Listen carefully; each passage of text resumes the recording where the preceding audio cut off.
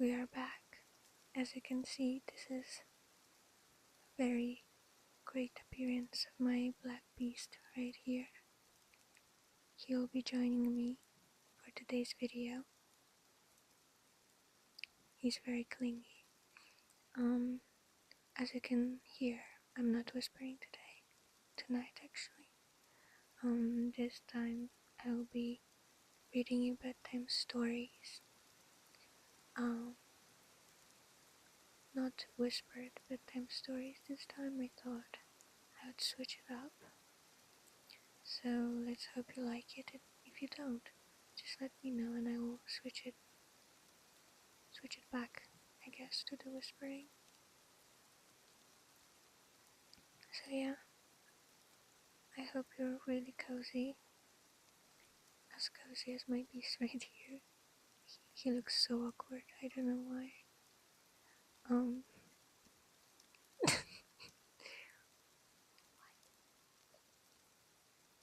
Yeah, I hope you're cozy under your blankets and you're ready to relax with some scary bedtime stories. I wanted to make this video for a long time, but I couldn't find so he's distracting me. That's fine. Let's read the bedtime stories. I hope you're all well. I hope you're cozy. We'll start at one and maybe we'll read you some more. We'll see how the beast feels. Let's start.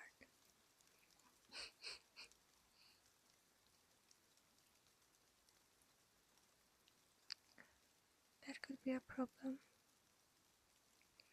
Alright, he needs my attention ASAP, so let's start. First story is called The Screaming Painting. In the small, fog-choked town of Harrow's End, where the street lights flickered like dying stars, there stood an antique shop no one dared enter after dusk.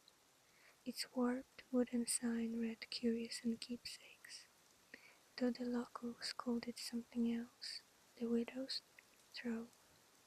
They said it was cursed, that the widow who owned it, Eleanor Grayson, hadn't aged a day since her husband vanished 30 years ago. Most avoided her gaze, her unblinking grey eyes that seemed to peel back your skin and stare into your soul. But I wasn't most people. I was desperate. My name is Clara, and I lost my job, my apartment, and my patience for life's relentless grind. When I saw the help wanted sign in the shop's grimy window, I didn't hesitate. Rent was due, and the rumors were just that, rumors. Eleanor hired me on the spot. Her voice had dry rasp like wind through dead leaves. "Mind the rules," she said, handing me a single sheet of paper. "Break them, and you're on your own." The list was short. Lock the doors at midnight, never touch the mirrors after dark. And underlined twice, do not uncover the painting in the back room when the lights go out. The shop was a labyrinth of dust and shadows, stuffed with cracked porcelain dolls, tarnished silverware, and clocks that ticked out of sync. My job was simple: dust the shelves, ring up the rare customer, and keep my curiosity in check. For a week, I followed the rules, but the backroom gnawed at me. It was locked during the day, a heavy iron key dangling from Eleanor's belt, and she never spoke of it. At night, though, I'd hear things, soft scratches like fingernails on canvas, coming from behind that door. On the 8th night, a storm rolled in, thick and angry, battering the windows with rain. The power flickered once, twice, then died. The shop plunged into darkness, the only sound the holy howling wind and the drip of a leak somewhere in the ceiling. I fumbled for the flashing under the counter, my breath fogging in the sudden chill. That's when I heard it, a scream, low and guttural, rising into a wail that clawed at my ears. It wasn't the wind, it came from the back room. I should have left. I should have grabbed my coat and run into the storm. But the scream wasn't just sound, it was alive, pulling at something deep inside me, a mix of terror and compulsion I couldn't shake. I found the key in Eleanor's desk drawer, cold and heavy, and crept toward the door. The wail grew louder as I turned the lock, a sound no human throat could make, jagged and endless. The door creaked open, revealing a room swallowed in black. My flashing beam trembled as it swept across cobwebs and broken furniture, landing on a shape in the corner, a painting draped in a moth-eaten sheet. The rules echoed in my head: do not uncover the painting when the lights go out. But the scream was unbearable now, vibrating through my bones. I had to make it stop. My hand shook as I gripped the sheet and pulled. The painting was massive, its frame warped and blackened as if scorched. It showed a woman, her face twisted in agony, mouth stretched wide in a silent shriek. Her eyes were hollow sockets, leaking streaks of crimson that glistened wetly in the flashlight's glow. The canvas rippled like something was pushing from the other side, and then the scream exploded, not from my ears, but inside my skull. I dropped the flashlight, clapping my hands over my head, but it didn't stop. The woman's mouth moved, her painted lips splitting wider, and I swear I saw teeth, jagged, real teeth, gnashing behind the paint. I stumbled back, tripping over a chair, and the flashlight rolled away, its beam spinning wildly. In the flickering light I saw her climb out, not all at once but in pieces. First a skeletal hand clawing through the canvas, then an arm, dripping with that same crimson ooze. Her head emerged next, lolling on a neck too long, too thin, her empty eyes locking onto mine. The scream became words, garbled and wet. You let me out. I scrambled for the door, but it slammed shut, the lock clicking into the place. The room grew colder, the air thick with the stench of rot. She dragged herself fully into the world, her body a grotesque mockery of the painting, limbs bent wrong, skin peeling like old wallpaper. She didn't walk. She lurched, her scream rising and falling like a siren.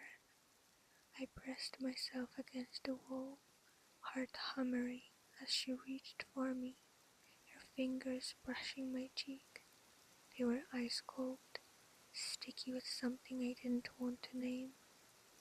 Then the lights snapped back on. She froze, her hand inched from my throat, and the scream cut off like a severed cord. For a moment she hung there, a nightmare caught in amber, before collapsing into a pile of ash and paint. The canvas was blank now, the frame empty save for smears of red. I didn't wait to see if she'd come back. I ran out of the room, out of the shop, into the storm, and didn't stop until I was miles away, soaked and shaking. I never went back to Harrow's End. I found a new job, a new life, far from that cursed place. But sometimes when the power flickers or the night grows too quiet, I hear it. A faint wail, distant but growing closer. And last week, when I opened my mailbox, I found a postcard. No stamp, no address, just a sketch of a woman's face, her mouth open in a scream, and 3 words scrawled in red. You let me out. I hope you liked it. So, since this story was quite short, I think we'll read another one because I don't feel like you're asleep and we have to make you fall asleep. So next story is called The Man Who Smiled Too Wide, which in itself is incredibly creepy to me because, I think the creepiest things sometimes are the ones that are not supposed to be creepy, like dogs, clowns, babies, or smiling people. They are so pleasant that they are a little bit too pleasant, and there's just something off about them. Let's start. In the quiet town of Ash Hollow, where the streets wound like veins through a forest of skeletal trees, lived a woman named Clara. She was a solitary soul, her days spent tending to a small... Oh, actually I think the... I don't know if it's a book of stories. It's about the same characters, if I'm not mistaken, of course. She was a solitary soul, her days spent tending to a small antique shop filled with dusty relics no one seemed to want. Her nights were quieter still, spent in a creaky old house at the edge of town, where the wind whispered secrets through the cracks in the walls. Clara didn't mind the solitude until the man appeared. It started on a Tuesday, a night so still that the air felt heavy, pressing against her skin. Clara stood before the bathroom mirror, brushing her hair before bed, when she noticed it. A flicker, a shadow that didn't belong. She froze, her brush hovering mid-stroke, as her eyes darted to the reflection behind her. There he was, a man standing just beyond the edge of the light, his face half hidden in the gloom. What caught her breath wasn't his presence, but his smile. It stretched across his face, far wider than any human mouth should allow, a grin that pulled his cheeks. Oh my gosh, I have a problem with this word. He pulled his cheeks taut and revealed too many teeth, gleaming like wet bone. She spun around, heart hammering, but the room was empty. The air was cold, though colder than it should have been, and the faint scent of damp earth lingered. Trembling, she turned back to the mirror. He was gone. Clara chalked it up to exhaustion, a trick of the mind. She went to bed, but sleep came fitfully, haunted by the image of that unnatural grin. The next night he was there again. This time he stood closer, just behind her shoulder. His head tilted slightly as if studying her. Oh, that's creepy. So he was smiling and tilting his head. The smile hadn't changed. Too wide, too sharp, too wrong. His eyes were dark hollows, glinting faintly like coins at the bottom of a well. Clara dropped her toothbrush and stumbled back, crashing into the sink. She didn't dare look away from the mirror, but when she blinked, he vanished. The room was silent, save for the drip of the faucet, a slow, rhythmic pulse. By the third night, Clara dreaded the mirror. She covered it with a sheet, refusing to face it, but curiosity, or something darker, gnawed at her. Around midnight, she crept to the bathroom, her hands shaking as she pulled the sheet aside. He was waiting. This time, he pressed his face close to the glass. He smiled, stretching so wide it seemed to split his head into two. His teeth were jagged now, uneven, and his lips were cracked and bleeding, as if the green had torn them apart. His hands, long, bony fingers with nails like claws, pressed against the inside of the mirror, smearing it with streaks of something dark and wet. Clara screamed and fled, locking herself in her bedroom. She didn't sleep that night, nor the next. She avoided every reflected surface, mirrors, windows, even the polished silverware, but she could feel him watching. The air grew thick with that earthy smell, and sometimes, in the corner of her eye, she'd catch a flash of that green. On the fifth night, desperation drove her to the antique shop. She rummaged through the old books, searching for answers until she found a crumbling journal tucked behind a broken clock. It belonged to a man named Elias Crow, who'd lived in her house a century ago. The pages were frantic. You can see the orange baked beast. I think she will be eating. I hope the sound will not disturb you. She will lay down and eat. The pages were frantic, ink-stained scrolls about the smiling fiend that haunted his mirrors.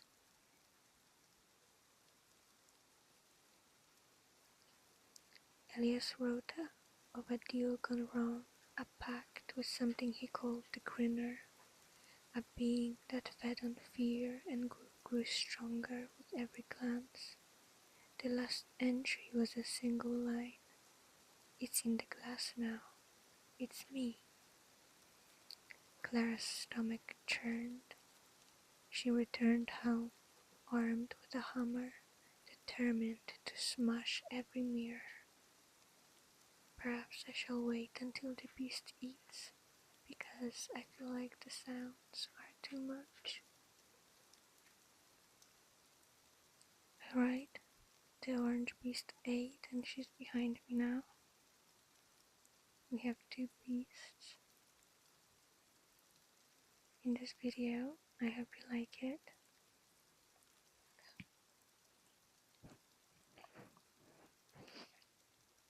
That's some dog ASMR.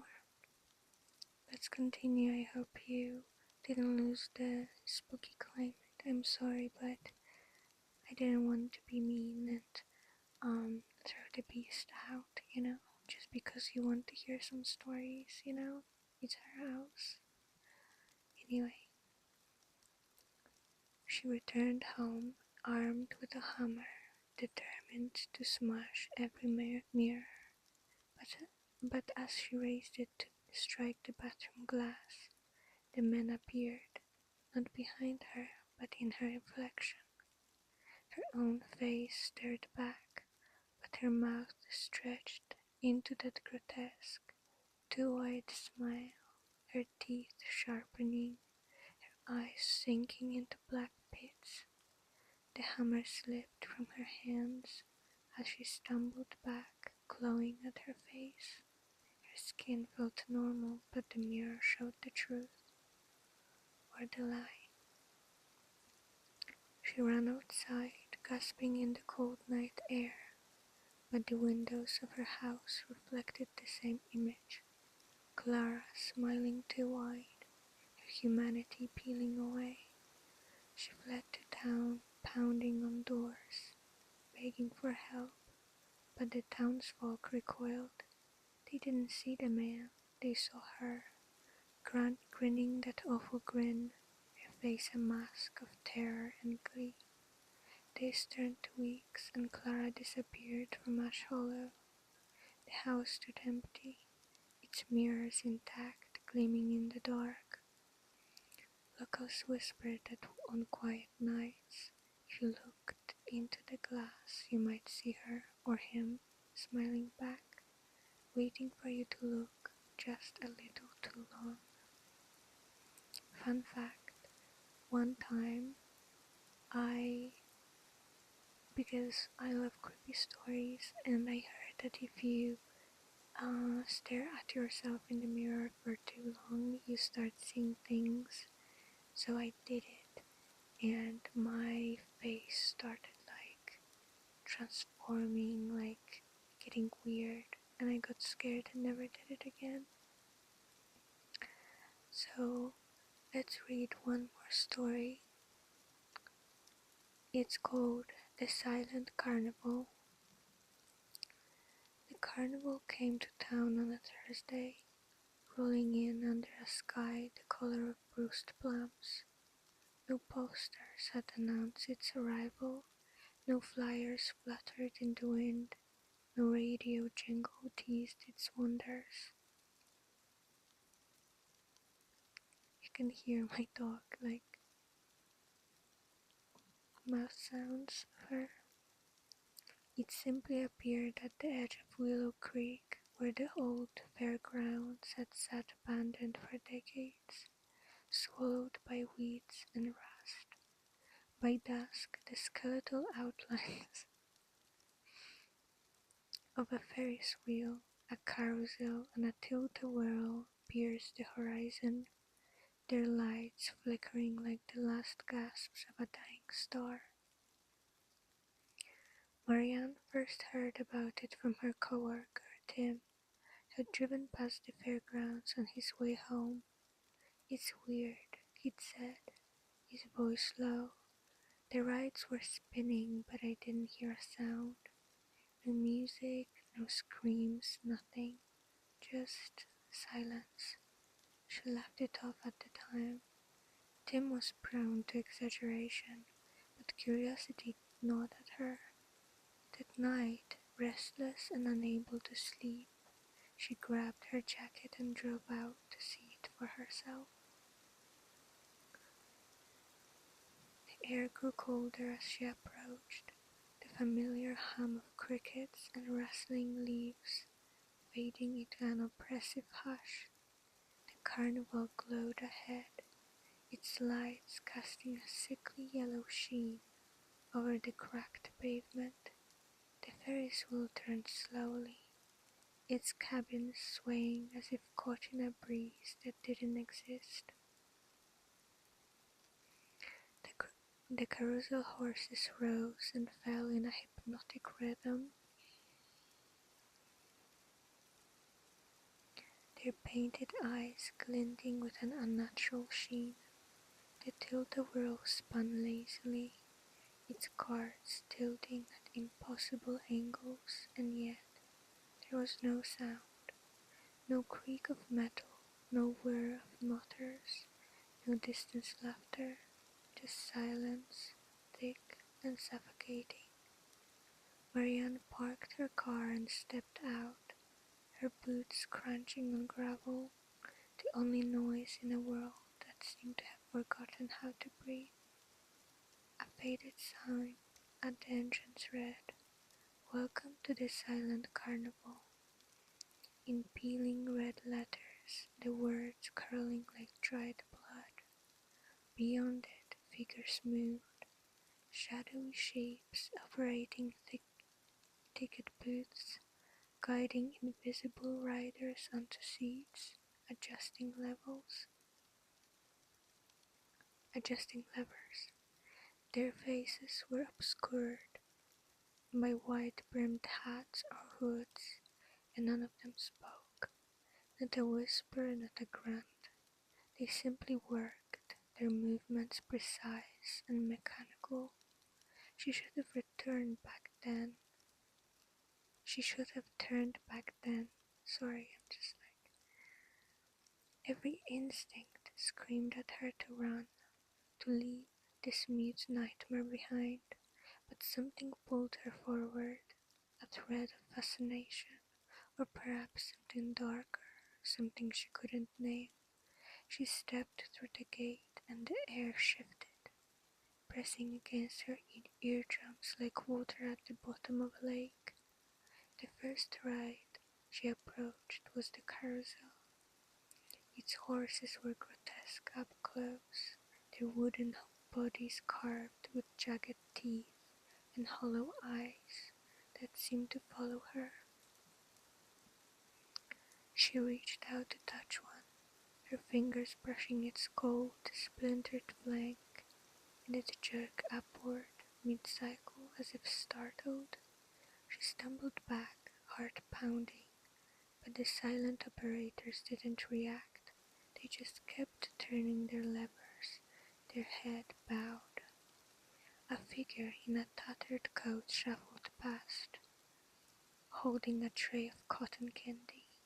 The pink fluff glistened wetly like raw meat spun into threads, and when Marianne declined with a shaky, "No, thanks," the figure paused, tilting its head. Oh my gosh, I have goosebumps. I don't know, but the tilting of the head is scary to me. Every time I hear something like that, my eyes water and I have goosebumps. Why is the tilting of the head so creepy? Beneath the brim of its hat, she glimpsed a face, or what should have been a face. Its skin was smooth and featureless, a blank expanse of flesh where eyes, nose, and mouth should have been. She stifled a scream, and the figure moved on, offering its tray to the empty air. The deeper she ventured, the stranger it became. The rides moved faster now, their silent revolutions defying physics. On the Ferris wheel she saw shapes in the cabins, slumped, humanoid forms that didn't move, didn't wave, didn't breathe. The tilt-a-whirl's carts spun so violently they blurred, yet no one rode them, or did they? She squinted and thought she saw flickers, brief, ghostly outlines of people, their mouths stretched wide in silent screams before vanishing. Then she heard it, a sound, not from the carnival but from herself, a ragged breath she hadn't realized she'd been holding. It echoed in the stillness, unnaturally loud, and every figure in the carnival froze. The operators turned their faceless heads toward her. The cotton candy vendors stopped mid-step. Even the rides slowed, their momentum bleeding away as if her noise had broken some unspoken rule. Panic seized her. She bolted for the exit, her footsteps thundering in the void. The figures didn't chase her, but she felt their attention, heavy and unblinking, pressing against her back. She reached her car, fumbled with the keys and sped away, the carnival shrinking in her rearview mirror. Only when she crossed the town line did sound return. The hum of her engine, the whistle of wind through the cracked window, the frantic thud of her heart.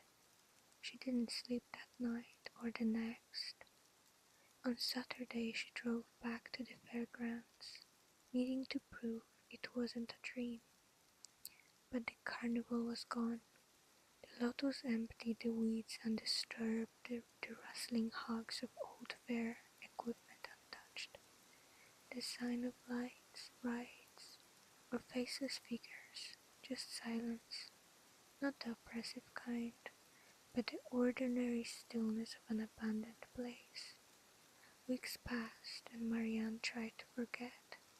She stopped talking about it after Tim gave her that pitying look, the one that said she'd lost her grip. But then one night she woke to a faint glow outside her window. She stumbled to the glass and saw it, the Ferris wheel, spinning silently in her backyard. The carousel horses gleamed under the moonlight, their jagged teeth bared. Their faceless figures stood in her grass, motionless, waiting. She locked the doors, barricaded the windows, and hid in her closet, clutching a kitchen knife. The silence pressed in again, thicker than ever, drowning out her sobs. Hours later, when dawn broke, she crept out to find her yard empty. No carnival, no figures, just dewy grass and birdsong. But she knew it wasn't over.